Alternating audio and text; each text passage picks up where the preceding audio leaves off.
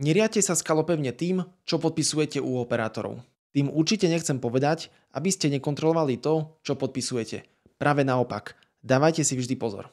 Avšak, ak sa s operátorom dohodnete na nejakých individuálnych podmienkach, tak tieto zmeny nemusia byť v zmluvách vždy riadne poznačené. Je to zvláštne, ale je to jednoducho tak. Najlepší príklad sú O2 iČo zákazníci. Tí vedia mimo iného získať aj tzv. Percentuálne zľavy. Tento typ zvýhodnenia avšak operátor nikde v zmluvách či v ceníkoch jednoducho neeviduje. A dovolím si povedať, že celkový O2 systém dodnes na tieto percentuálne zľavy nie je dobre prispôsobený. S operátorom môžete kľudne podpísať zmluvu na 39 eur, aj napriek tomu vám bude každý mesiac fakturovať napríklad 31,2.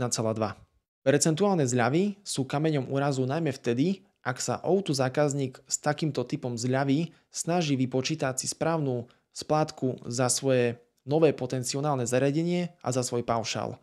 Ten O2 systém to všetko vyráta jednoducho úplne zle. Verte mi, že takýto rozpor medzi zmluvou a realitou nájdeme prakticky u každého jedného operátora. Nemalo by to tak byť, ale proste je. A týmto videom by som na tento problém jednoducho chcel poukázať.